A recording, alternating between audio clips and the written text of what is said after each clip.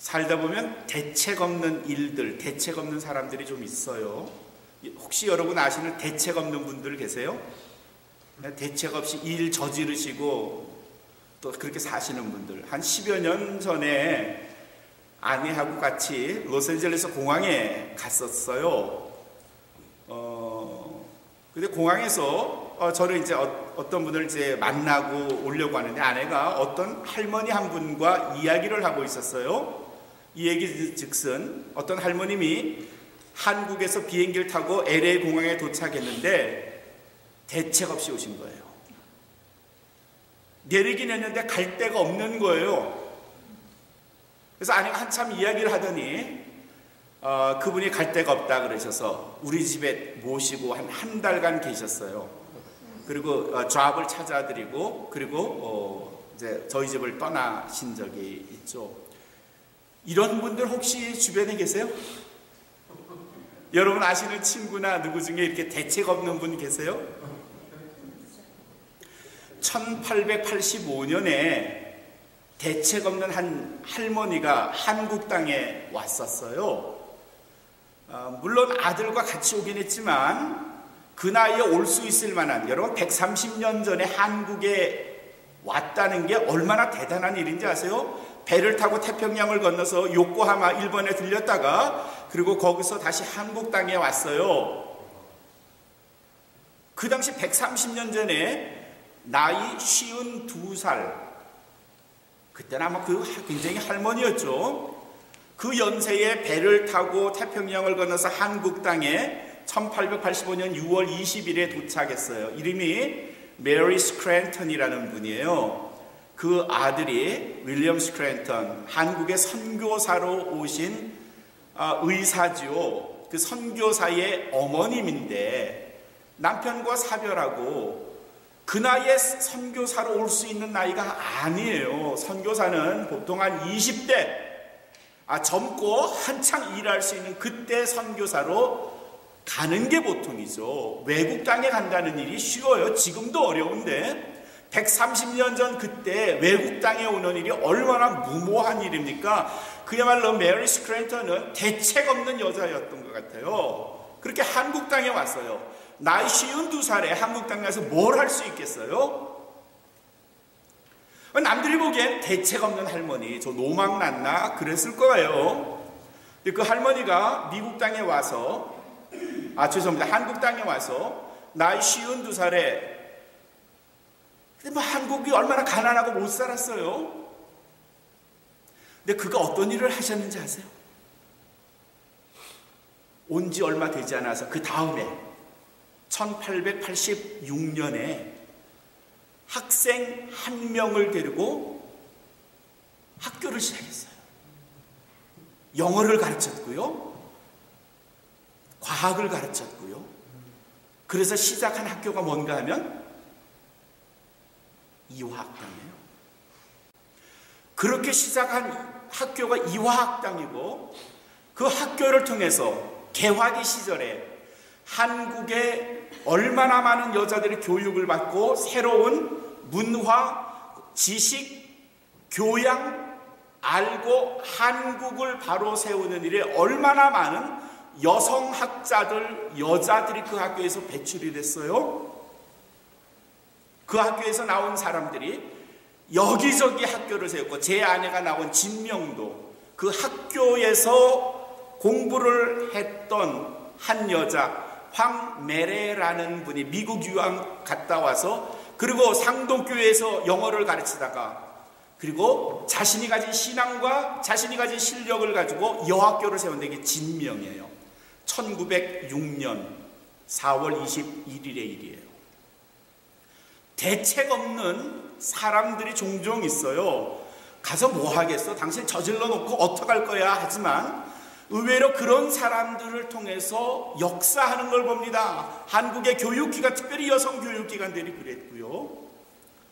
근데 이게 어디서 나왔는가 하면 창세기 12장 뚜껑을 딱 열어보면 거기에 대책 없는 사람 한 사람이 있어요. 12장 1절에 하나님께서 아브라함이라고 하는 지금 이스라엘 백성들의 선조죠. 우리 대한민국의 선조 그러면 누구 할아버지? 단군 할아버지 하는 것처럼 이스라엘 백성들의 선조 아브라함이에요. 그 아브라함에게 어느 날 갑자기 나타나신 하나님께서 뭐라고 하신 거예요? 야 아브라함아, 너는 너희의 본토, 너희의 고향, 너희의 친척들, 그리고 너희의 아비집을 떠나서 내가 내게 지시할 땅으로 가라. 내가 너한테 지시한 땅이 아니고, 과거가 아니고 지시할 땅, 앞으로 가르쳐 줄 그 땅에 너는 가라. 그러니 지금 무조건 떠나라. Leave your country, your people, and your father's household. 너의 고향, 너의 친척들, 너의 아버지 집을 다 떠나라. And go to the land I will show you. 내가 너한테 가르쳐줄 그 땅으로 무조건 가라. 이 대책 없는 하나님, 이 대책 없는 하나님의 말씀을 듣고 쫓아간 이 미련 곰탱이 아브라함도 정말 대책 없는 사람이에요. 하나님이 그렇게 하라 하셨다고 또 그걸 그대로 쫓아가네요. 그래서 우리는 이 대목에서 아브라함의 별명을 하나 얻어요. 대책 없는 하나님을 쫓아서 대책 없이 떠난 이 아브라함을 가르쳐 무엇의 아버지? 믿음의 아버지. 믿음의 아버지. 때로 하나님이 우리에게 대책 없는 지시를, 명령을 우리를 인도하시죠. 마태복음 1장, 누가복음 뭐 이런 데 보면요, 마태복음 특별히 1장에 보면 대책 없는 사람들이 있어요. 멀리 별 하나 보고 어디로 가야 될지도 모르고 쫓아왔던 누구? 동방박사들. 하나님이 이렇게 대책 없는 일들을 가끔씩 벌리시네요. 아브라함이 자기의 고향, 지금의 이라크 남쪽에 갈대아 우르라는 곳을 떠나서 자그마치 600마일을 이동했어요. 600마일이면 한 1000km 가까이 되죠. 서울과 부산의 거리가 한 450km 되니까 그거에 배가 되는 거리를, 당시의 교통수단 뭐죠? 2다리밖에 없어요. 뭐 좀 괜찮으면 낙타나 말을 타겠지만 그걸 타고 서울 부산의 왕복거리를 간 거예요. 하란에 가서 거기 정착한 게 아니라 하나님이 또 야, 너 하란에서 떠나라 그랬어요. 오늘의 말씀, 오늘 12장 5절은 바로 하란이라는 곳에서 또 새로운 곳, 하나님이 지시하는 곳 가나안 땅으로 이사를 가는 과정이 실려 있어요. 하란이라는 땅에서 가나안이라는 곳까지의 거리는 한 400마일 돼요. 그러니까 한 650km쯤 되는 거죠. 무지 먼 거리예요. 그 길을 가는 거예요.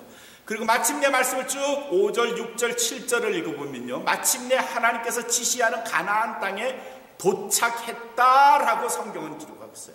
마침내 오랜 여정 끝에, 거의 1000마일 가까운 여정 끝에 아브라함이, 그의 가족이 하나님이 지시하는 땅에 도착했어요. 근데 도착한 이후에 오늘 7절에서 하나님이 아브라함에게 뭐라 하시는가 하면, 아브라함아, 내가 이 땅, 네가 지금 밟고 있는 이 땅을 너희의 후손에게 주겠다. To your offsprings I will give this land. 너희의 후손들에게 내가 이 땅을 주겠다. 아브라함이 감격했을 것 같아요. 무작정 떠난 땅, 그래서 도착한 곳, 아무도 없을 줄 알았는데, 친구도 없군요. 거기에 그 땅에 가나안 사람들이 살고 있었다. 오늘 말씀은 그렇게 되어 있는데, 생각해 보세요. 문화 다르고 말도 좀 다를 것 같아요. 그 가나안 땅에 도착했는데 갑자기 자기를 떠나라 하셨던 그 하나님이 나타나셔서, 아브라함아, 내가 이 땅을 너에게 주겠다고 했으니 얼마나 반갑고 고맙고 감격했을까요? 오늘 7절의 말씀해 보니까, 그래서 아브라함이 자기에게 나타나신 하나님을 생각하며 위하여 단을 쌓았다 그랬어요. 단을 쌓았다. 8절은 얼마 후에 시간이 좀 지났어요. 그가 다시 남쪽으로 옮겼는데 베델이라는 곳과 아이 사이에 있는 어떤 땅에 그가 도착을 했고, 거기서 아마 일정 기간 정착한 것 같은데, 거기서도 무엇을 쌓았다? 단을 쌓았다. 그리고 무엇을 했다? 누구의 이름을 불렀다? 여호와의 이름을 불렀다.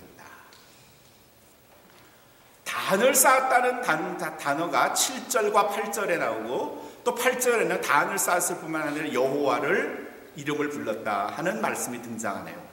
단을 쌓았다는 게 뭘까요? 단을 쌓았다. 단이 뭐죠? 무슨 단? 제단. 그 뭐 하는 거죠, 거기에? 네? 기도하는 곳, 예배하는 곳. 여호와의 이름을 불렀다는 말이 뭘까요? 제사 드렸다는 말이죠. 여호와의 이름을 불렀다 하는 말이 성경에서 꽤 많이 나와요. 이 말의 의미는 크게 두 가지. 하나는 기도했다, 그를 믿었다, 의지했다 하는 말이에요. 로마서에 보면은 누구든지 주의 이름을 부르는 자는 뭐라고 돼 있어요? 구원을 얻으리라 그랬어요. 근데 구약에 보면 요엘이라는 선지자가 쓴 책의 요엘 2장 32절에도 누구든지 여호와의 이름을 부르는 자는 구원을 얻으리라 그렇게 돼 있어요. 그래서 부른다, 여호와의 이름을 부른다 하는 말은 뭔가 하면 그의 이름을 믿는다요, 신뢰한다, 그분에게 내 인생을 맡긴다, 그런 뜻이에요. 이 여호와의 이름을 불렀다는 말이 제일 처음에 나온 건 창세기 4장이에요. 창세기 4장을 보면 가인이 아벨을 죽여요. 그리고 가인이 하나님의 낯을 빼서 도망을 가요. 사람들이 악해졌어요. 아주 악한 사람들이 많았어요. 졸지에 둘째 아들을 잃은 아담과 하와가 다시 동침해서 아들 하나 더 낳아요. 세 번째 아들이죠. 그 아들의 이름이 뭔가 하면 셋이에요. 그 셋을 낳고 나서 4장을 쭉 읽어보면 4장 26절 마지막 절이에요. 거기에 뭐라고 되어 있는가 하면 그때의 사람들이 비로소 여호와의 이름을 불렀더라. 그렇게 4장은 끝이 나요. 그때의 사람들이 비로소 여호와의 이름을 불렀다 하는 말은 그때에 비로소 사람들이 하나님은 내가 신뢰할 만한, 내가 기억할 만한, 내가 예배해야 할 대상이구나를 생각해서 그동안에 다른 이름을 불렀던 사람들이 하나님께로 돌아왔다, 하나님을 믿었다, 그런 뜻이에요.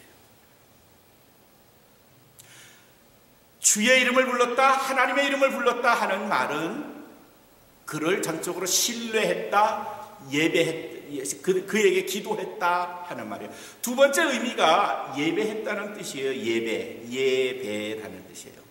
열왕기 상의 18장 24절에 보면은 엘리야라는 걸출한 선지자가 갈멜산에서 우상을 섬겼던, 바알과 아세라 우상을 섬겼던 선지자들 850명하고 싸움을 벌여요. 그 싸움은 칼 가지고 하는 싸움도 아니고 어느 신이 우리가 쌓은 이 재물을 받으시느냐 하는 영적 싸움이에요. 850명 우상을 섬기는 제사장들이 아무리 소리를 쳐도 아무런 하늘에서 반응이 없었어요. 그러자 이번엔 엘리야 차례가 됐어요. 엘리야가 제단을 쌓았어요. 단을 쌓고 재물을 올려놓고 막 물을 붓고 그러더니 거기서 제사를 드렸어요. 이때 엘리야가 이방의 신들에게 그때 뭐라고 했는가 하면은 18장 24절에 보면 이방의 제사장들아, 너희는 너희 신들의 이름을 불러라. 나는 여호와의 이름을 부르겠노라. 너희는 너희 신들의 이름을 불러라. 나는 여호와의 이름을 부르겠다. 그 말은 뭔가 하면 예배하겠다, 제사 드리겠다는 말이에요. 여호와의 이름을 불렀다. 오늘 말씀에 아브라함이 그렇게 여호와의 이름을 불렀다고 되어 있는데 그 뭔가 하면 예배했다는 말이에요. 첫 번째는 믿었다, 의지했다, 기도했다, 혹은 찬송했다는 뜻이고요. 두 번째는 그걸 전체로 통틀어서 예배드렸다. 그런 말이에요. 근데 우리는 이 대목에서 좀 이상해요. 아니, 예배는 어디서 드려야 돼요? 예배는 어디서 드려야 돼요? 꼭 성전에서 드려야 돼요. 예배당에서 드려야 돼요. 이런 우리 고정관념이 좀 있는데 아니요. 아브라함은 그렇게 하지 않았어요. 오늘 말씀에 12장 7절에도 그가 하나님을 만난 그곳에서 단을 쌓았다고 했고, 또 그가 다른 곳으로 옮겨서 8절에도 베델과 아이 사이에서 단을 쌓고 하나님의 이름을 불렀다, 그렇게 됐어요. 이게 다가 아니고요. 그 다음에 13장을 넘겨도, 15장을 넘겨도, 21장에서도, 22장에서도, 23장에서도 아브라함은 옮기는 곳마다, 그가 새로 이사하는 곳마다 그곳에서 예배를 드렸어요. 그가 어느 곳을 가든지 어떤 때든지 그가 하나님의 이름을 불렀어요. 그가 머무는 곳마다 그곳이 예배당이 된 거죠. 그가 제단이 된 거고요.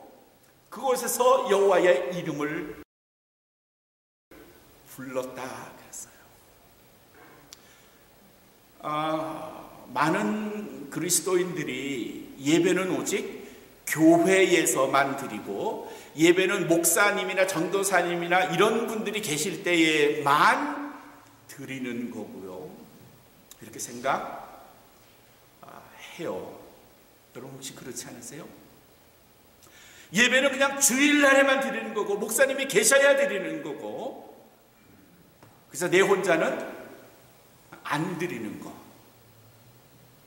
그래서 내가 어디 가든지 나는 별로 예배와는 상관이 없이 산다, 이런 생각 하시지 않으세요? 몇 년 전에 여러분에게 이런 걸 하나 가르쳐 드린 거예요. 살림의 요령. 국수 좋아해요. 여러분 국수 좋아하세요? 여름에 콩국수를 만들어 먹으면 정말 시원해요. 근데 문제가 뭔가 하면 콩국수 만들기가 쉽지 않다는 거예요. 그렇죠? 잘 콩국수가 뭔지 몰라요? 뭐 이렇게 뭐 대답도 안 하시고. 콩국수가 맛은 있는데 만들기가 어려워요. 일단 콩을 사야 되고요. 그래서 하루 동안에 물에 불려야 돼요. 물에 불린 다음에 막 손으로 비벼가지고 거기에 붙어있는 비늘들을 막 다 떼어내야 돼요. 그리고 끓는 물에다 집어넣어가지고 한 30분 끓여야 돼요. 푹 끓여야 되는데 그냥 끓이면 맛이 없고, 거기다 소달 좀 넣으면요 더 잘 익고, 그 다음에 나중에 하기도 좋대요. 그래서 소다도 좀 넣어요. 그 다음에 다 30분 동안 콩을 끓인 다음에 어떻게 해요? 그 콩을 그 다음에 이제 갈아야 돼요. 믹서를 가져야 돼. 믹서도 보통 믹서는 안 돼. 튼튼한 믹서로 콩을 집어넣고 쭉 깔고, 그 다음에 또 다시 콩을 넣고 쭉 깔고, 그래서 나온 그 국물로 콩국수를 합니까? 아니요. 또 걸러야 돼. 그쵸? 또 걸러야 돼. 걸러가지고 쭉 짜요. 자, 그거 하면 손 많이 아파요. 손 많이 아파요. 그쵸?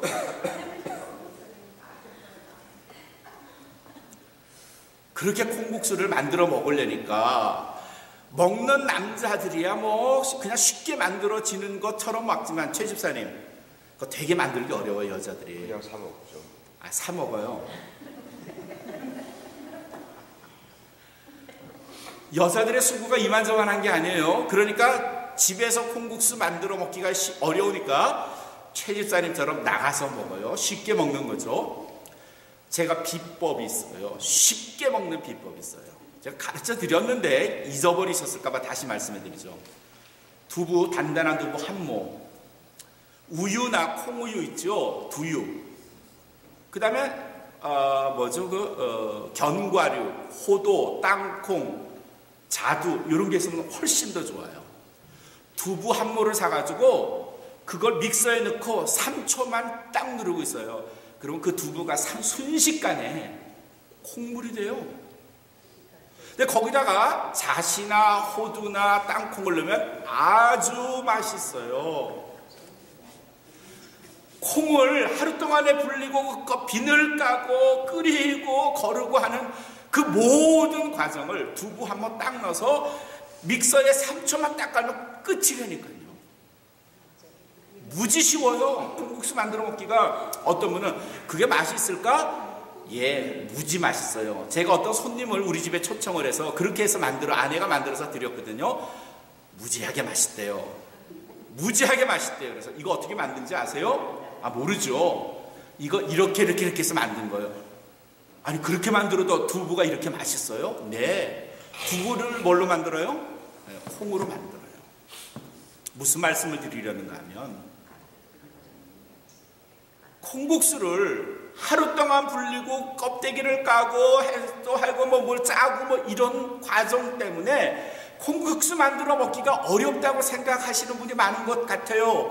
예배는 복잡하고 어렵고 내 혼자 못 드리는 것 같으니까 예배를 포기하는 일들도 많아요. 네, 예배가 그렇게 어렵지 않아요. 내 혼자도 예배 드릴 수 있고요. 여행을 가세요. 우리 오늘의 양식 있잖아요. 자기 혼자 찬송을 불러요. 피아노 없으면 못 부른다고요? 그럼 그냥 중얼중얼하고 가사만이라도 읽으세요. 말씀을 읽고요. 기도하시고요. 그 예배죠. 제가 오래전에 한 비행기 승무원이 쓴 글을 봤어요. 그분은 비행기 승무원이기 때문에 국내선, 국제선을 타야 된대요. 근데 비행기 스케줄이 자기가 교회 나가니까 주일날 빼주고 성탄절 빼주고 이러질 않아요. 그러니까 스케줄은 회사에서 짜주는 대로 가야 돼요. 그러다 보니까 주일 낮을 비행기에서 저 하늘, 저 10km 되는 그 하늘에서 보내야 되는 때도 있고요. 또 성탄절도 비행기 안에서 손님들 서브하면서 보내야 되는 때도 있어요. 그런데 그 여자 승무원은 내가 어느 곳에 있더라도 내가 언제 비행기를 타더라도 저는 항상 예배를 드립니다. 잠시 쉬면 화장실에 가서 자기가 가지고 있는 조그만 성경책을 펴놓고 기도한대요. 오늘 주일입니다.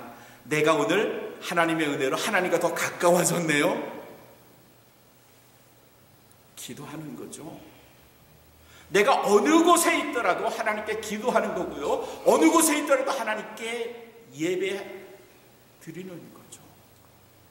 다니엘이라는 사람은 다니엘서 6장 10절에 보면 다니엘의 신앙 습관을 뭐라고 기록하는가 하면 다니엘은 예루살렘을 향하여 두 번째 열린 창에서 세 번째 전에 행하던 대로 네 번째 하루 세 번씩 다섯 번째 무릎을 꿇고 여섯 번째 기도를 하며 일곱 번째 그 하나님께 감사하였더라. 요 6장 10절에서 제일 중요한 말은 전에 행하던 대로. 그 말은 뭔가 하면요, 다니엘은 시간과 공간에 제약을 받지 않고 매일처럼 하루 세 번씩 하나님을 향하여 예배 드렸던 사람. 그런 뜻이에요. 사도행전 16장 25절에 바울이 그의 동료 실라와 함께 유럽 첫 번째 세운 빌립보 교회에서 말씀을 전하다가 그만 붙잡혔어요. 깊은 감옥에 갇혔고 착고를 탔다 그래서 발에 수갑을 찬 거죠. 그 밤중에 바울과 실라가 그 절망의 시간일 텐데 거기서 하나님을 향하여 기도하고 찬미했다 그랬어요. 우리의 상황이 내가 이래서 예배 못 드린다 이런 핑계 되실 만해요? 그렇게 되시겠습니까? 내가 지금 이러니까 내 상황이 나쁘니까 여행을 갔으니까 아프니까 바쁘니까 어쩌고 저쩌고 그러니까 결론은 뭐예요? 예배를 못 드렸다 이렇게 핑계 되시겠습니까? 아브라함이 어떻게 했다고요? 그가 발길 닿는 곳마다 그가 가는 곳마다 그곳이 그의 성전이었고 예배당이었고 다니엘은 어떤 상황에도 하루에 세 번씩 하나님을 향하여 예배했다. 한 승무원은 그가 비행기를 타던 땅에 있던 그 시간 하나님을 향하여 자신의 몫을 드렸다. 결정적인 건요. 출애굽기 20장 24절에 하나님께서 이스라엘 백성들에게 뭐라고 말씀하셨는가 하면 내가 무릇 내 이름을 기념하게 하는 곳에서 강림하여 내게 복을 주리라. 하나님께서 뭐라고 하셨는가 하면 어느 곳이든지 너희가 내 이름을 기념하는 곳에서, 다른 말로 하면요, 내게 예배하는 그곳에 내가 너와 함께 있어서 내가 강림하여 내게 복을 주리라. 아브라함의 별명이 뭐였어요? 믿음의 조상이에요. 그래서 그 믿음의 조상이라는 것 때문에 그가 하나님으로부터 받은 12장 2절에 또 다른 별명이 있는데 그건 뭔가 하면은 복의 근원. 그래서 the foundation of a blessing. 너를 복의 근원으로 삼겠다 그랬어요. 믿음의 사람이 복의 근원이 된 거예요. 그런데 그 중간에 하나가 더 있어요. 그게 뭔가 하면 아브라함은 굉장한 예배자였다는 겁니다. worshipper예요. worshipper. 믿음을 가졌기에 그가 가는 곳마다 예배를 드렸고 그렇게 예배를 드렸더니 하나님께서 그를 복의 근원으로 삼았다. 그런 뜻이에요. 사랑하는 성도 여러분, 예배가 하나님을 기쁘시게 하는 거고요. 그러나 하나님은 당신만 기쁘시게 하는 게 아니라 출애굽기 20장 24절에 있는 것처럼 내 이름을 기념하는 그곳에 내가 강림하여 너를 복주겠다고 하셨고요. 아브라함은 그 말씀, 그 약속의 증인이 돼서 그가 복의 근원이 되었다는 사실이죠. 이 한 해에 많이 결심하셨죠. 다양한 것을 결심하셨죠. 뭘 또 결심하시겠습니까? 사랑하는 성도 여러분, 권면합니다. 아브라함과 같이 거룩한 worshipper, 예배자 되시기를 주님의 이름으로 축원합니다. 예배자가 되세요. 주일 예배는 물론이거니와요. 틈이 있으면, 시간이 나면 그래서 잠깐이라도 하나님을 향한 예배하세요. 기도, 찬송, 이거 다 예배의 한 종류지요. 예배의 한 단위입니다. 기도만 해도 예배하는 거고요. 찬송하는 것도 예배하는 거고요. 내가 일을 하니까, 운전을 하니까, 바쁘니까, 병원에 있으니까, 힘드니까, 아프니까 그래서 예배를 못한다고요? 아니요, 그런 핑계 이제 대지 마시고요. 어디에 있든지 그분의 이름을 부르시고요. 그분을 기억하신다면 주께서 내가 예배하는 그곳에 강림하여 내가 내게 복을 주리라 하는 이 말씀이 2016년 여러분들에게 임하실 줄로 믿습니다. 아브라함처럼 예배자가 되세요. 하나님을 기쁘시게 하는 예배자가 되세요. 그래서 주시겠다고 하는 하나님의 약속, 그 축복이 여러분 모두의 것이 되시기를 주님의 이름으로 축원합니다.